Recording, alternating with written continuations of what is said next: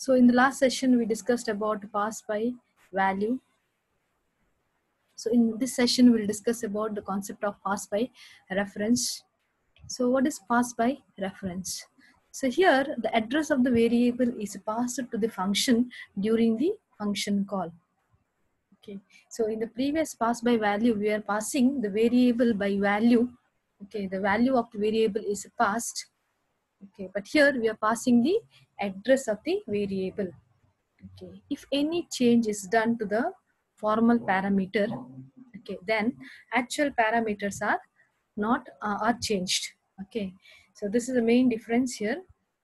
So if you are doing any changes to the formal parameter, it will directly affect the actual parameters. So actual parameters are nothing but the parameter that we have in the function call, and in the call function, the parameters that we have is called as formal parameters.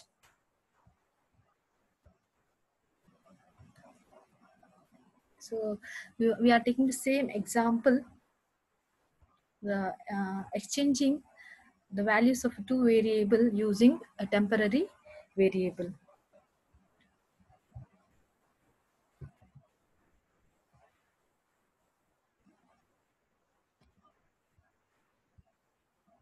So here, the execution of the program starts here in the main program. So we are declaring two variable A and B. So we are having two variable A and B with the value 10 and B with the value 20. And this variable will be having some address. Let me take it as 1000 and somewhere around 1200. Okay, so this is the address of this variable. Okay, so it will print the values of the variable before exchange. So that is 10 and 20. So before exchange, the A is having 10 and B is having 20. Now we are calling the function. There's a function call with the name exchange, and here we are passing the address of the variable. Okay, so here the ampersand, remember the ampersand always denote the address of the variable. So we are passing the address of the variable. So what is the address of the variable A? That is 1000, and the address of variable B is 1200. Okay, so that is passed to the variable P and Q. So we are passing 1000 and 1200. Now since we are passing the address, we need a special variable that we call it as pointers. Okay, so detail about the pointers we'll discuss in module 5.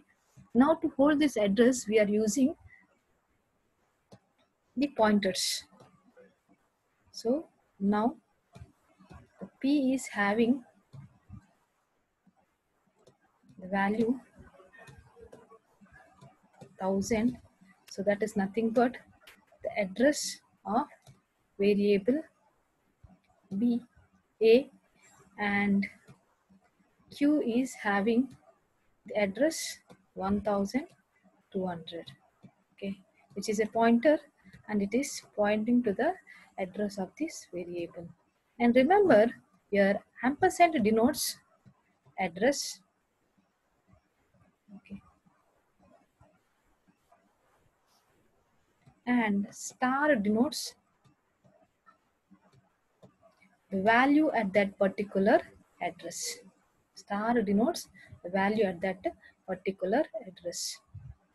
Now here the star of P means the value at that particular address. So value at particular address 1000. What is the value at particular address 1000? It is 10. So similarly, the star of Q means the value at the address 1200, that is 20. Okay. So ampersand denotes address and the star denotes the value at that particular address. Now similarly, we are using one more variable, that is temp.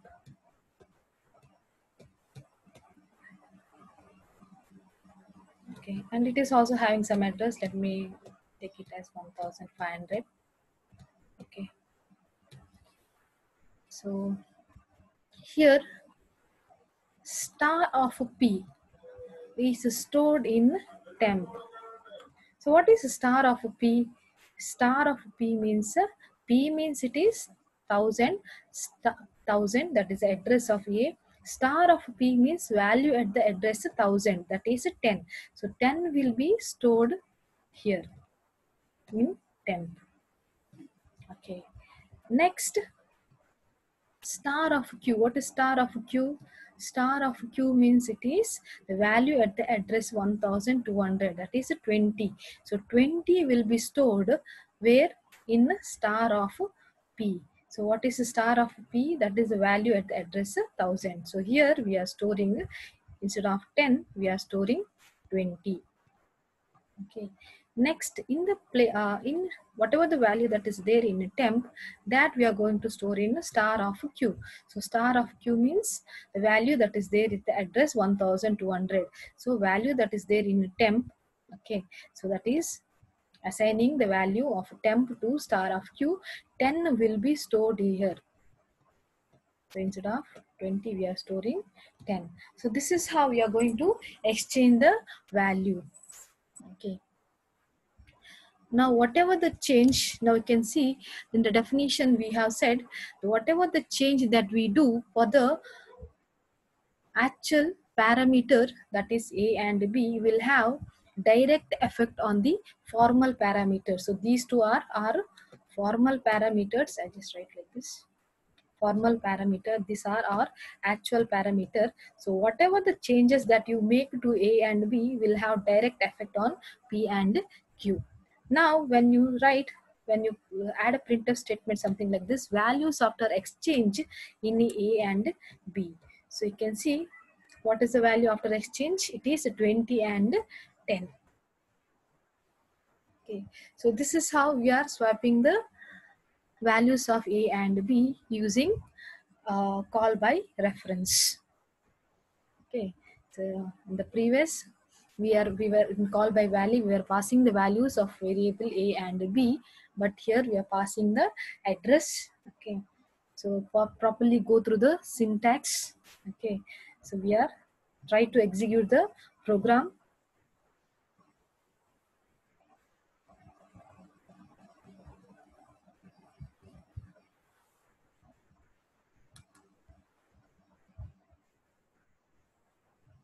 So next concept is how to pass the array elements.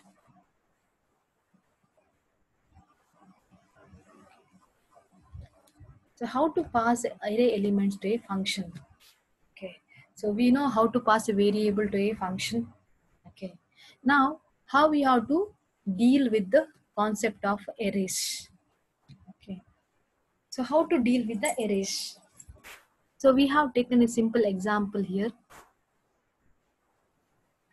Okay, so here we have function declaration or the prototype of the function. So void, that means return type. We are not returning any we are not returning anything after the execution of this function. The name of the function is give me array, and this is the parameter or argument, and a semicolon. Okay, we are passing only one parameter. So this is function declaration. And here we have function call.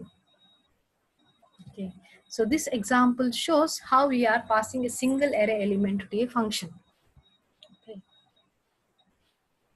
And this is our function definition where we have the logic. Okay. Now our compiler will search for the main, the entry point of the program. Here we have declared an array with the name myArray. Okay, and these are the array elements 2, 3, 4, 3 elements, and these are the index 0, 1, 2. Okay, give me array, that is the function. We are calling the function, and we are passing a single array element, that is my array of 2. What is my array of 2? So this is my array.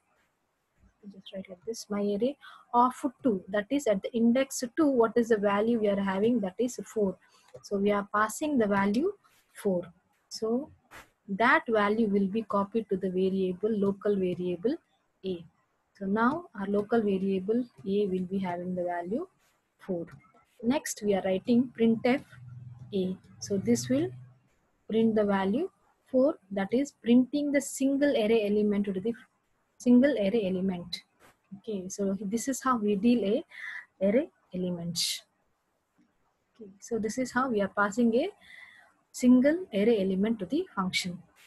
So passing array element, okay, that is at the index 2. Okay, same way you can also pass the element at the index 0 by writing my array of 0, or you can write my array of 1 to pass the value 3. Okay, so this is the sample output.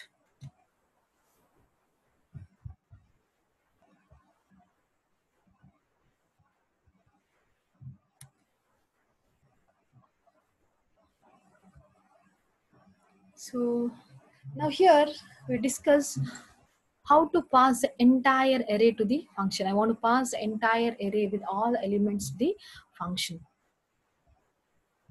Okay.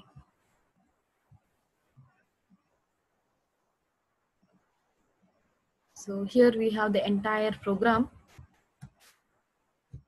So initially we have the function definition.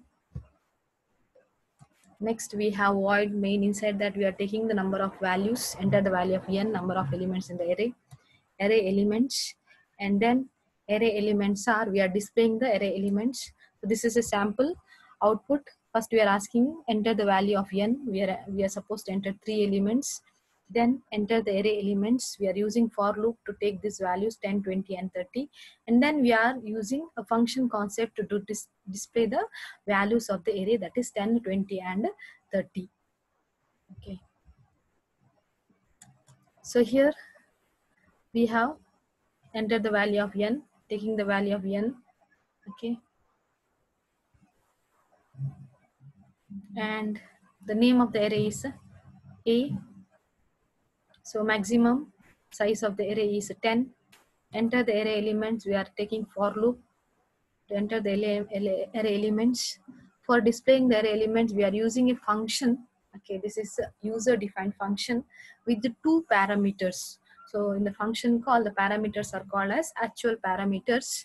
Okay, that is a and n.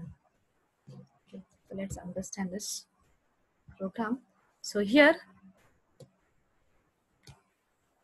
the program starts.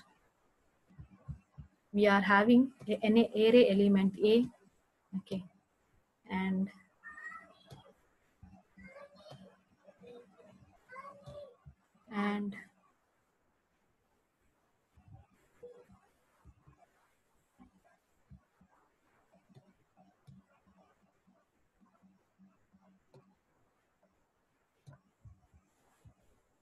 these are the index 0, 1, 2. Okay, so we are using only n value 3, so I'll be using n value. Okay, n variable 3. Okay, that is also I will be having an address. I'll not write the address of n. So here the value that we are going to store is 10, 20 and 30, and each array element will be having some address. Okay, 1000. Okay, and since we are storing the value in the array of integer type, okay, and integer will take 2 bytes or 4 bytes depending on the type of the computer. Okay, let us assume that the integer takes 2 bytes. Okay, so next value, okay, this is, let us make an assumption that these are the address of the array elements, and this address is called as base address. Okay, the address of the first element of the array, that is base address. Okay, so address of the first element at the index 0, that address is called as base address. So this is our base address. Now our array variable a, okay, our array variable a will be having this base address. There it will be pointing to the base address. Okay. Suppose if I write something like this also, this is my a. It means that what? At a of 0, okay, what is the address? So what is the address at a of 0? It is 1000. Correct. Same thing, if I write a also, it will give me the value 1000, because what is the value that is stored in a? That is 1000. That is the base address, the first address. Okay, so ampersand of a of 0 or a, both will be having the same value, that is base address. Now in the display function, we are passing a comma n. Okay, the next slide we are calling the function a comma n. So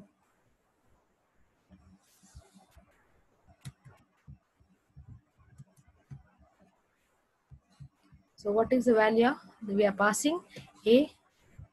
Okay, what is the value at a? It is the address, base address 1000. Okay, array we are passing. Okay, and value of, okay, a is our array. Okay, and we are passing the n value, that is 3.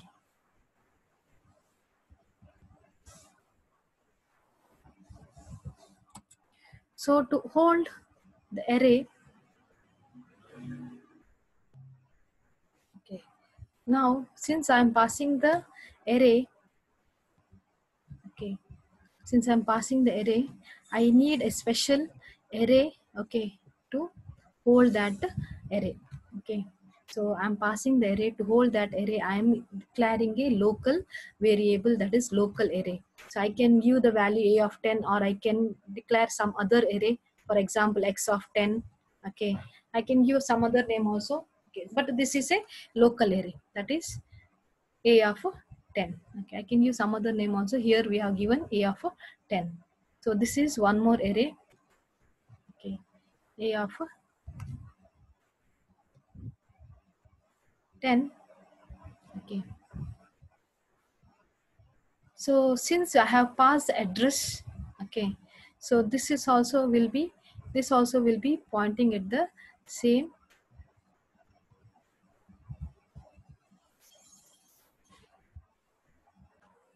So a also will be having the same address, that is 1000, and it is also will be, even this will be also pointing to the same base address. Okay, now this array, okay, which is there in main function, and this array which is there in the display, okay, function. So this is a local array. Okay, also will be pointing to the same address, and this is having the value n is equal to 3. So both main array and the array that is there in display also will be pointing to the same. Okay, now we are declaring a variable int I is equal to 0, I less than 3. Okay, a of I, remember this is a of I means the array that is there in the display function a of I. So a is having the value 1000. At the 1000 address, I value is initial value is 0. So and the position at the index is 0, at the address 1000, okay, at the index is 0, what is the value? So what is the value that is having? It is 10. It is 10.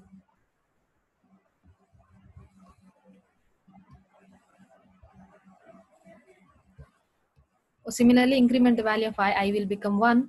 Okay, next At the A of at the address 1000, at the index 1, what is the value? Okay, so that is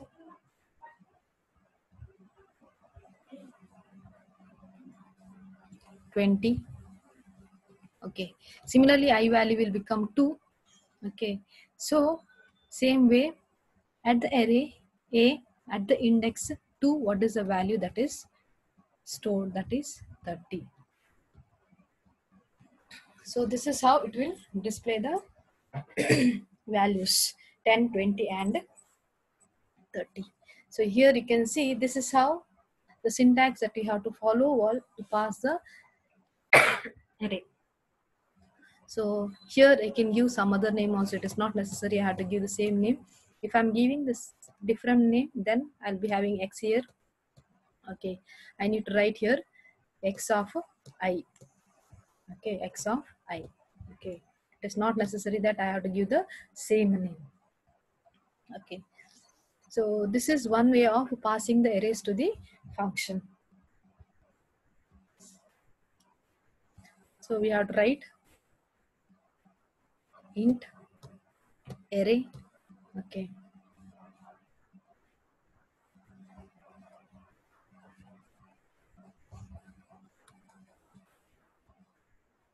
so this is one more example. Okay. To find the minimum element, okay, minimum array element. Okay, so here we are having the main function I is equal to 0 and min is equal to 0. We have declared the array.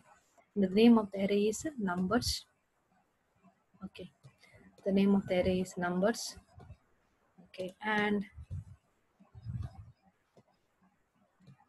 what are the elements we are having? 5, 4, 2, -9, 1 and 6. So these are the array elements. Okay, we have already discussed, okay, to find the minimum, okay, or the smallest element in the array or biggest element in the array. Okay, the concept we have already discussed. Okay, the same logic we are using here. Okay, but here we are using the concept of functions. Okay, passing the array in function.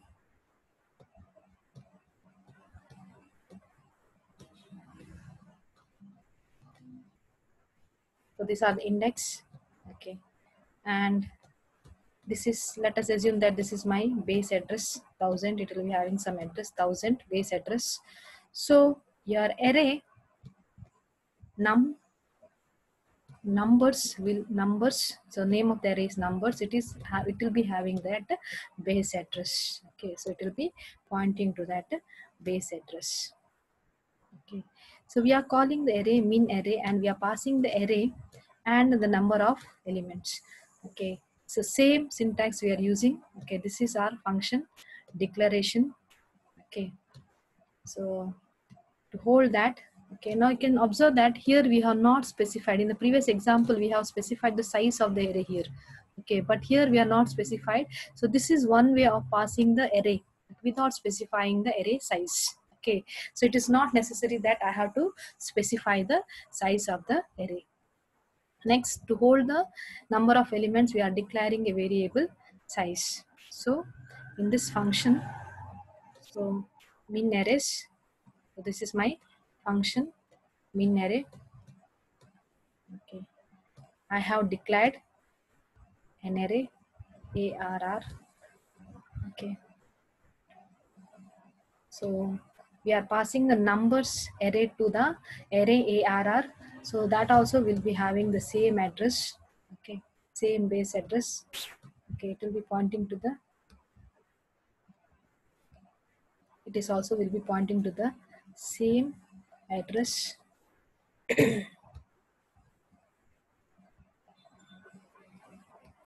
So here this is our main array and this is our duplicate array. Okay, ARR is our duplicate array and it is also will be pointing to the same array base address. So this is our another variable, that is size local variable. Okay, and it is having the size 6. So initially we are considering min as a of 0, 0. What is the value of AR 0, 0? At AR of, what is having AR of? It is a base address at the index 0. We are having value 5. So minimum we are considering 5 as minimum initially. Okay, and then we are comparing that 5 with the 4. Okay, so we are comparing that 5 with the, so we are using a for loop. Okay, so we are starting with I value is equal to 1 because we are starting. So this is our min value. Okay, this is our min value. Okay, that min will be compared with the next element with the index 1. So that is why we are starting I is equal to 1. Okay, so I with the 1, so I can start with 1 and it can take the value less than 6. So less than, size is 6, so it can take the value less than 6. So that is why we are writing I less than 6. So 5 will be compared with 4. Okay, so we understand when compared to 5 and 4, the 4 is minimum. So that is why we are assigning min is equal to ARR of 1. Okay, so now the min is not 5, the min is, so that is inside. Here only we are writing inside this only we are, so it all comes under. So all these things comes under same function min array. So here now the min is not 5, it is 4. Again we are comparing.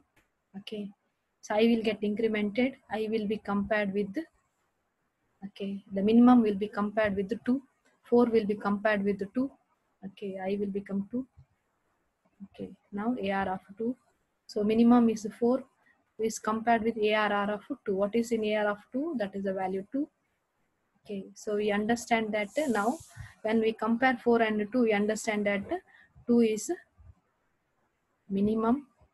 Okay, so we cut and write 2. So on it continues. Okay, again it will be compared. Okay, we understand that minus 9 is minimum. Okay, so like that we'll make comparison with all the elements. Okay, so finally we return the minimum value. So we return, so what is the return type? It is integer. Okay, so we return the minimum value. What is the minimum value? It is minus 9. So that minimum value will be returned to the function call and it will be stored in the variable min. So what is the value? It is minus 9. Then we are going to print the number. So print the number that is minus 9. Okay. So this is how we are going to find the minimum number of elements in the array.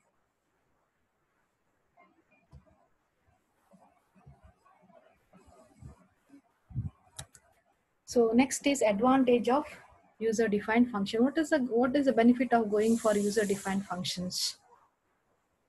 So programming will become easily you can declare a function and you can call the function any number of times. The same function you can call any number of time. Okay, so so far we have seen the program that we are calling the function only once. Right, we are calling this function min array only once. So like this you can call in the main any number of times. So for 10 times, 5 times or 100 times also you can call this same function min array. Okay, so for example if I want to display the array, okay, if I want to display the array, so if I want to display the array 10 times the same array, I need not write the logic here 10 times. Instead of that I can just make use of one statement display. So it will call the array. Okay, and it will display the array elements. So programming becomes easier. Large and complex tasks can be broken down into smaller simple tasks using the function. Okay, so large and complex tasks can be done by using functions. And if you use the concept of function, it is very easy to find the error and remove the errors. Okay, and your programming readability will also become simple. Okay, the readability of the program is also improved. And reusability, that is what I said, you can use the function any number of times. Once the function definition is written, you can call the function from different places in the program and you can call it multiple times. Any number of times you can call the function. So this is all about user defined function and calling the function in two ways, pass by value and pass by reference. Go through many examples. Okay, try to execute the programs. So thank you.